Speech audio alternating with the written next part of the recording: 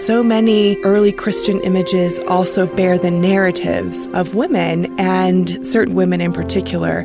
Of course, Mary being chief among them, and she's a big focus of my scholarship, at least my early scholarship.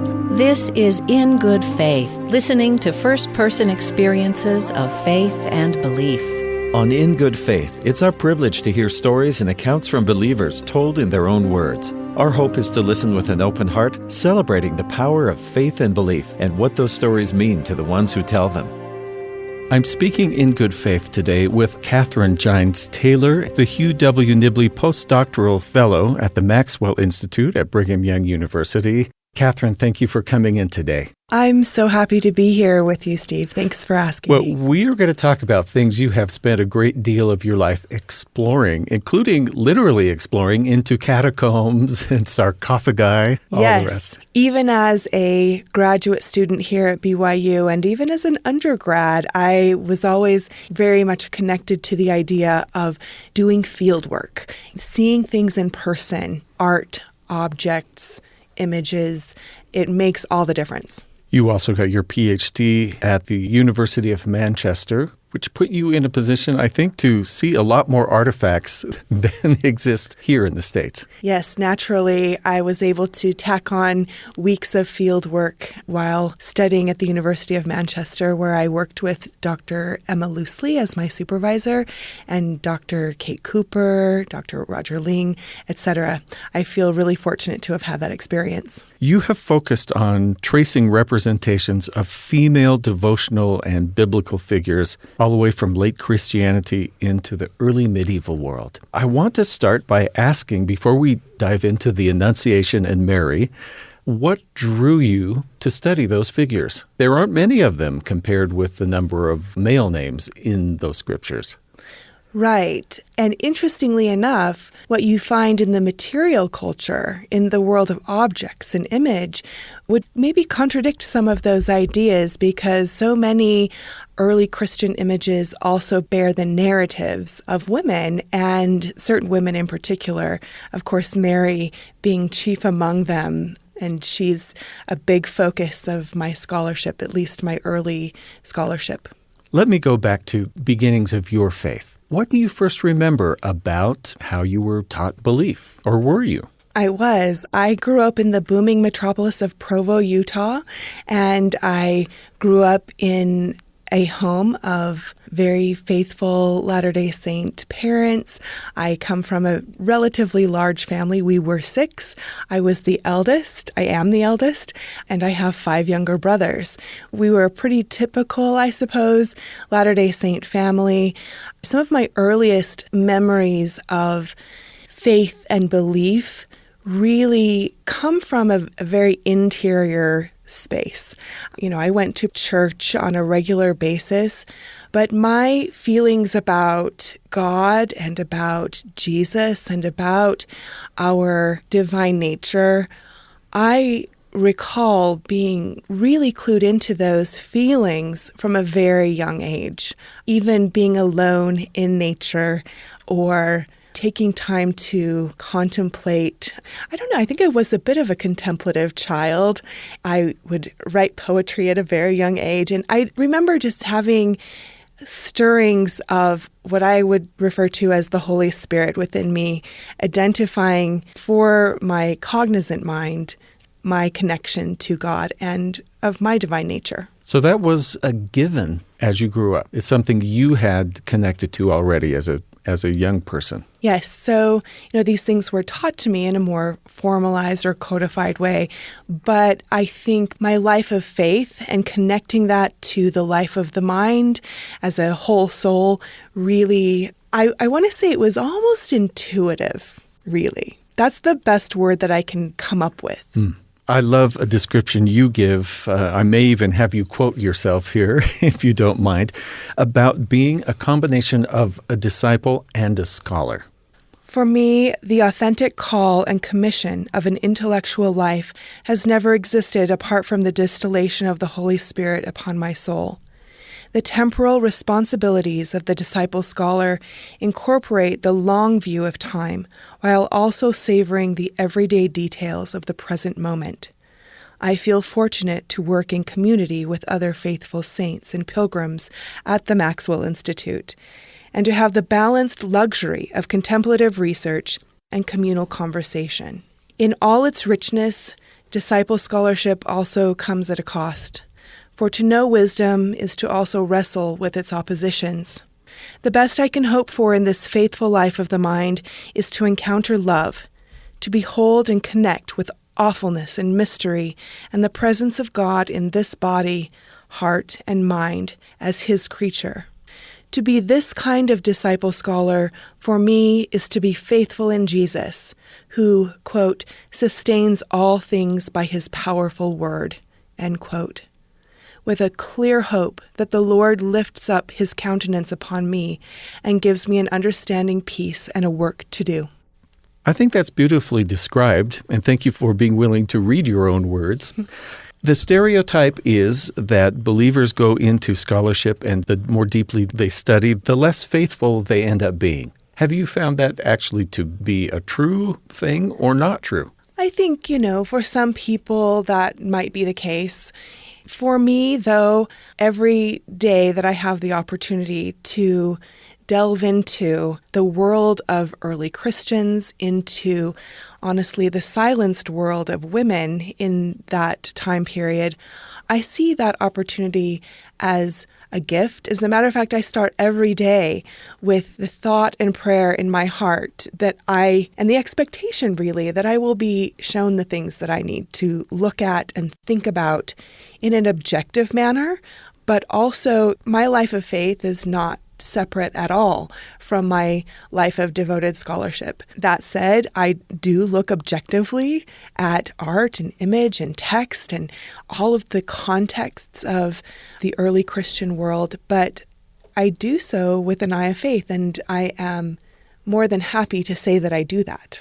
I'm holding, would you call this your thesis, or this book is developed from your thesis? Right. My book that I published with Brill is a monograph that is a distillation of my PhD dissertation, kind of an academic look at the Annunciation to Mary in the earliest imagery and textual heritage. Which is, to me, has been fascinating to look through this. The exact title is Late Antique Images of the Virgin Annunciate Spinning, Allotting the Scarlet and the Purple. I think all of that will become clear as we talk for just a minute. When we think of the Christmas story, of course, it almost always begins with there was a virgin and an angel appeared to her. I'm excited to maybe even not really go beyond that very far today, but to focus on Mary and, as you mentioned, clues that we get in objects rather than text. What caught your eye in the images that you thought, this is a thing I can study and needs to be collected and analyzed? This is a great story. This all began really here at Brigham Young University as I was moving from an undergrad into graduate studies. I studied art history here under Professor Mark Johnson. I was looking for thesis topic, and I remember just sitting myself down in the stacks of the library and opening up catalogs of Byzantine art. And this Annunciation image kept coming through. I kept seeing all of these mosaics and other even smaller domestic type objects that bore this iconography or this symbolism. It struck me as kind of strange because there were attributes of this image that I had not previously recognized. Things that were showing up over and over. Right, that were not familiar to me from Luke chapter 1, for example. And I thought, what is going on here? Mary was holding a spindle and a distaff, the tools for spinning out thread. And she would often have a wool basket at her feet. And I could not take my attention away from that. It caught my attention, and I wanted to know more. And so how do you find out? How do you dig back and say, why is she spinning in all of these paintings and mosaics? Yes. One of the most common ways to study early Christianity is through texts. They're written by people, they're the product of people, but I think it's also necessary to study the material culture, the art, the symbolism that is produced by these same people. And so I tried to bring both of those two things into synchronicity. And I started by looking at infancy narratives. And the one that really helped open the world of the Annunciation for me was the 2nd century Proto-Evangelium of James. It's an apocryphal text that we really should know a little bit more about. For early Greek-speaking Christians, it helped explain and even harmonize a lot of the early infancy accounts. One of the most stunning pieces of this was the account of the Annunciation where Mary is spinning. And not just spinning because somebody needs a shirt. That's right. So the account talks about how Mary is a dedicated virgin to the temple, and there comes a point in time when she must leave the temple at puberty, and then the priests of the temple are in need of a new veil for the temple. And so they call the virgins back to the temple, and they give out an allotment of the different colored thread that needs to be spun for the veil, and the allotment of the scarlet and the purple fall to Mary. Which are the royal colors. The royal colors, on the one hand, you have the purple royal color, yes, that Davidic line, and on the other hand, you have red, which is this color of blood, the sacrificial color of life, really, that is given to all of Israel as a sacrifice is made, always on the altar, and then, of course, comes to represent the ultimate Lamb of God in Jesus, who gives life. So you've got both the priestly and the kingly colors there, yes, given to Mary. And so that starts to explain these images you're saying. Why is she always spinning in these Annunciation images? Yes, and it opened up the world. But then I started looking a little bit deeper, and I found that there are two kinds of images. The earliest images are the ones that are most dear to my heart, because they are often found on small domestic type objects, things like marriage rings or ivory pyxis jars that would have been used for ointment or cosmetics, even on textiles. Objects that in a lot of ways were simple and maybe used within regular households. There are some other objects that are more of an elite nature, more of a luxury kind of object, gold jewelry, for example, or very large sarcophagi. But it really underscored to my mind the impact of this image for not just those who acquired or maybe commissioned these objects and used them, but also for viewers who would have seen them and understood this task that was really prevalent throughout the ancient world. You know, people didn't just go to a department store and buy their clothing. You started with fiber and you worked through an entire process to create cloth. And so what would this mean for an ordinary matronly woman, for example, who used a spindle and distaff on a regular basis, to also see the symbol of matronly virtue writ large taken up by Mary, the Theotokos, the mother of God, the mother of Jesus? I saw a parallel that you point out in your book, which is one of the early writers saying that it was Mary herself who wove a garment for the Spirit of God. Yes. In Jesus, which I thought was an amazing parallel. Right. And honestly, I think that we could take a closer look at this and think about how the flesh and blood of Jesus, of course, his father being God the Father and his mother, this mortal woman, Mary, so his flesh and blood by which he accomplishes miracles and all sacrifice, as well as all relationship and love, and by which he is able to die and then also resurrect, is her flesh and blood. And you go all the way back to Exodus. It says that there were certain men and women whose hearts were made willing to come and work on making the tabernacle, this very same spinning and weaving, all of this. Yes, spinning specifically is a female task, whereas men could be weavers.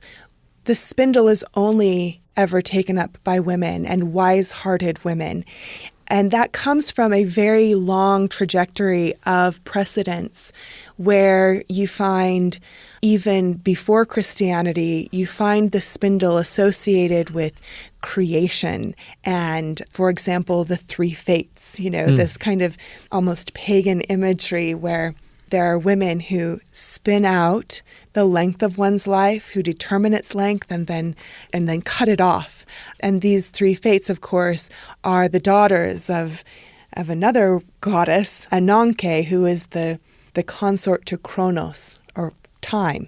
And she spins out with her spindle whorls the planets, in this mythological circumstance, so that you have this junction of time and space with this male-female beautiful junction. So this is, the spindle and distaff were a legitimate symbol of matronly excellence, of virtue. And when I say virtue, I don't just mean chaste behavior, but the full capability of a woman as a mater familias to be able to provide in a household. And one of my favorite verses, again, out of Proverbs 31, is where in verse 31, it talks about this woman who has obviously taken up a spindle and distaff.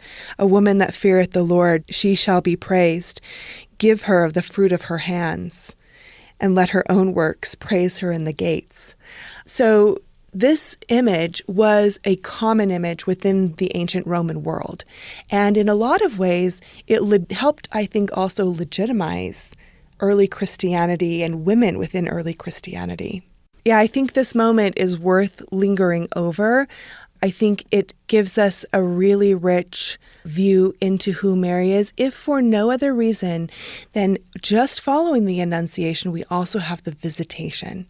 And in the visitation, when Mary goes to visit and stay with her cousin Elizabeth, and they recognize in each other these children who have been promised to come, Mary sings the most beautiful text of the Magnificat, where she recognizes how God works in the world, and he sometimes tips things on their head. And I love that phrase, behold the handmaid of the Lord, where she is, I don't want to say that she's ordinary, because I don't believe that she is, but where socially women were not going to be, kind of the movers and shakers in political movements or changing the world in the ancient kind of context. But here, God is working with Mary to bring about, I think, in Jesus, the salvation of all mankind. Honestly, I think the Annunciation it's that moment of incarnation that makes all the difference. It's the very crux of salvation when she says, let it be unto me, when she takes that consent and she takes that upon herself. I think that's incredible. Interesting. You use the Greek term theotokos. Yes, theotokos. Okay. Yes. Theotokos, which talks about the carrier or the bearer of God. And in one sense, you might think, well, that's almost like thinking of Mary as an object. Like, we venerate her because of her association with this other the important person. But what you've been talking about and the imagery you're finding says so much more about who she is. Yes, I see Mary as more than just a vessel. I see her in the Annunciation as a woman who is comprehending the economy of salvation. I see her as a woman who is going to ultimately give consent for this to happen, which is a very empowered stance. And I see Mary as crucial, honestly, in the plan of salvation. Without a body, without that relationship of mother and child, the rest really fails to be accomplished. You've pointed out that some of these images are so early, like the 2nd century. Just the name of this was so fascinating to me. Will you tell this story of visiting with the nuns of the catacombs of Priscilla? Yeah. Sure, that sounds like it should be a movie or something. So out the Via Salaria in Rome, in a neighborhood, is where the Priscilla catacombs are housed. And the Priscilla catacombs were built multiple kilometers underground. They were property given by a woman, Priscilla, for the burial of Christians. I went to the catacombs one day as a doctoral student, and I was fairly naive, thinking that I would be able to see this particular image, the image of the Annunciation, that's in probably a private cubiculum or room where a family could be interred. I went on the tour, and I had not seen what I came to see. And so I asked the nuns, who only spoke Italian, and the guides at the front desk. And I think I probably looked a little bit desperate, perhaps, that day. The nuns scolded me and said, this is highly irregular. You really need to have permission from the Vatican to be able to go into see this particular image or, go about off of our typical tour. And the guide said, well, let me see if I can have a conversation. And I stood in the corner, and I don't think I've prayed harder, at least within a scholarly or academic setting, for hearts to be softened than I did that day. And the guide came over and she said, this is highly irregular. However, one of the nuns needs to go back into the catacomb to retrieve some of the vessels that were used for an earlier mass. And so she would be happy to take you just as long as you don't do this next time. Since then, of course, I have been able to work with the Pontifical Commission for Sacred Archaeology in a more formalized way.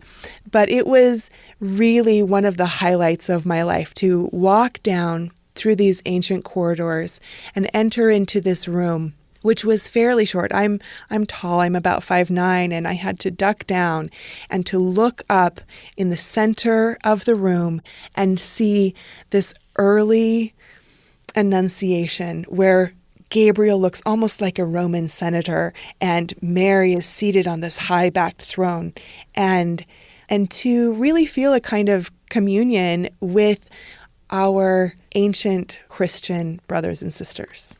And the image, which you have in your book, we do see Mary with her hair up and in Roman robes, which was so intriguing to me to think in a whole different way of how they pictured her, because that's how they dressed. Yes. And yet, even though she's on this throne, what's she doing?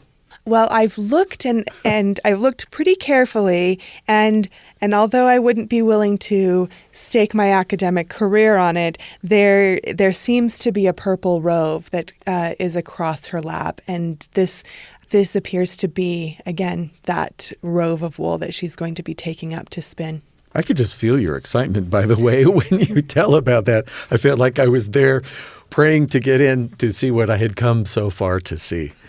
Are people surprised when you start sharing this with them, what you've learned and the commonality from all of these pieces of art? Even not art, but regular objects. I think that people are often surprised to understand the richness that comes from the text, that comes from these objects and images, because they are a little bit removed from us. And sometimes I think we tend to look at the past in an almost theoretical way. And what I love about the text and the object and the image is that it brings that history to life. We get to see and understand Mary as a real person, Jesus as an individual born into a particular time, and then also see the evidences of these things relevant to our own time, and that we can find them both intellectually, historically, as well as faithfully, also then again present for us today. And we see in some of the writings that the absence of the stories of women was often a decision of the particular writers, that it wasn't so important. And so suddenly to have this come to life from the objects that tell their own story, aside from whoever decided to write whatever, is very stirring. Material culture, I think, always reveals a less formal agenda from the text. Oftentimes we'll find women represented in ways that are really beautiful and that give us a glimpse into perhaps the way that they were viewed and understood within their own time period. I also read a lot of quote, quote, heretical texts. and the commonality, one common thread is that women feature prominently in them. And it makes you wonder, it makes you think about what gets excised apart from or separated out from so-called orthodoxy relatively early on. Yeah, so interesting. And then in medieval times, it seems that this idea of spinning became a way for women to connect. Yes, I think that that's the case, particularly early on. By the time we get to about the 5th century and we start having early church councils, ecumenical councils like the council at Ephesus and then the council at Chalcedon, we find that Mary in particular, she's separated out a little bit from the common ordinary women. She becomes a kind of queen of heaven type, which in a lot of ways is beautiful because here we find a tradition where Mary is revered on this high plane. But what that does is it tends to almost pedestalize her and take her away from common ordinary experience. And so you'll often see the later we move into the Byzantine or early medieval examples where the same iconography shows up, you'll start to see it in mosaics in churches or frescoes in churches. So she is claimed outside of the kind of matronly world. She becomes, of course, Queen of Heaven, ever virgin. And that really separates her, I believe, in a lot of ways from the natural, real experience of women Christian believers who usually have pretty typical family life. When you, for instance, read the New Testament or contemporary works with that, it must seem richer because of your studies.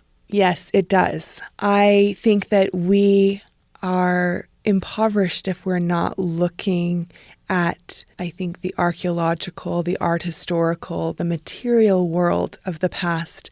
And the text also informs me in new and exciting ways. I think we need to read carefully. And sometimes when it comes to women, we have to read between the lines a little bit. We need to recognize what's not there and go digging. There are many scholars of New Testament texts and scholars who work beyond where I am as an art historian who also help inform my view. And as a matter of fact, I find that when we do our due diligence to read our scriptures as well as to look contextually at the world of early Christianity, we are richer for that experience. I'm thinking of a visit I paid in the last year to the site of Magdala on the Sea of Galilee, where Mary Magdalene is said to have come from. And of course, from the little we see, and sometimes it's not clear who the woman is, but sometimes people have assumed it was her, we don't get a real great picture of her past. And yet, when you see the type of town that it was and that she had her own means, it gives us a whole other idea of who this one of the chiefest disciples was. Yes, and I just want to make very clear that the association of Mary and with a tawdry past is actually a construct that comes out of Pope Gregory, honestly. And I think that, again, careful scholarship can help push away some of those biases and those ideas. I am also quite fond of Mary Magdalene, who was not a prostitute. As a matter of fact, we need to understand what it means when the scriptures say that 7 demons were cast out of her. What does that actually mean? we can find interpretations of that, again, in early Christian texts. We just need to look a little bit closer. And also consider, for example, the Gospel of Mary or the Gospel of Philip or the Gospel of Thomas.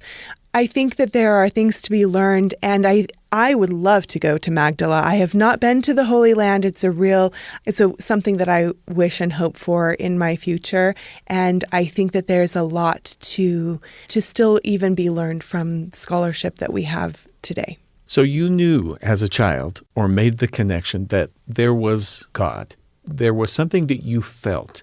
So in the journey of a lifetime up till now, how are you different? How have your beliefs changed or solidified? You know, some of those same feelings, those same markers of what I would call spiritual enlightenment are the same. As a matter of fact, those are clear indications that I know that God is speaking to me or working in me. However, from my perspective now, I can look back and it gives me a lot of hope, and it also imbues me with a lot of wonder to see the ways that God has worked in me and in my scholarship, the opportunities that I feel have been allotted to me, as well as the work that I've been willing to do. I really see my spiritual life, my intellectual life, my life as a disciple scholar as a vocational duty, as a vocational calling, and I don't think that diminishes my scholarship in any way. As a matter of fact, I'm grateful for an integration of both. Can I just say one other thing? When Please. You were asking me about my journey, and before, I think this is an important thing maybe for women to hear, women of faith, but also women in our community. I took about an 8-year hiatus in between a master's degree and my PhD. I was working part-time. I was working in Washington, D.C. I was always teaching art history courses, and I got married, and I had 3 children. And my youngest was 1, and I had applied to the University of Manchester for a PhD. And I had not heard from them. This was always something that was a goal for me. This was something that I cared deeply about. It was completing my education to that level was an integral part of who I am. It's like being a mother to me. It's like being a wife to me. It's like being a whole person to me. And I remember I was standing in my kitchen and I was washing dishes, and I had not heard about this application. And there was a BYU devotional or something like that on in the background on the TV in our kitchen. And it was part of the talk by Gordon B. Hinckley, and it was called Seek Learning. And he was talking in this very moment about how education helps us fulfill our potential. Or he said, you have the potential to become anything that you set your mind to. And he encouraged women particularly to get all of the education that they possibly could and to make your way into what he calls the most wonderful future of which you are capable. And he talked about making sacrifice in order to be able to do that. I remember stopping my task, drying my hands, walking into the other room. It was fairly early in the morning, but it would be kind of near the end of the day in England. And I called up the University of Manchester, and I reached Emma Loosely, whom I had applied to study with. I asked her about my application, and she said, Catherine, I can't believe that you called me right now. There's been a mix-up, and part of your application or your paperwork was misplaced, and we didn't really know how to get a hold of you. I said, well, I'm here and I really would like to begin this program in January. And she said, I really want to work with you. And that began about a 5.5-year program in which I love British scholars and I loved my experience there. And it really brought these things to fruition with a credential that I could then put forward and act upon as a faithful Latter-day Saint woman working in the academy. I really count that as a I count that as a moment of inspiration, and I'll always be grateful for having listened to that voice of a prophet and of the Spirit. Dr. Catherine Gines Taylor holds graduate degrees from the University of Manchester and Brigham Young University, and, as we've learned, is also a dedicated disciple scholar. Catherine, thank you for speaking with me today in good faith. Thank you, Steve. Thanks for tuning in to In Good Faith. That's our time for today. Thank you to Dr. Catherine Gines Taylor for generously sharing her stories and her faith. In Good Faith is committed to the idea that we all benefit from hearing people of widely varying backgrounds share their personal experience with faith and belief. In fact, we think people with such experience deserve some of our best listening. Email us at ingoodfaith@byu.edu. Our Twitter is @ingoodfaithbyu. In Good Faith is a production of BYU Radio. I'm Stephen Cap Perry. I hope you'll join me again soon, right here in Good Faith.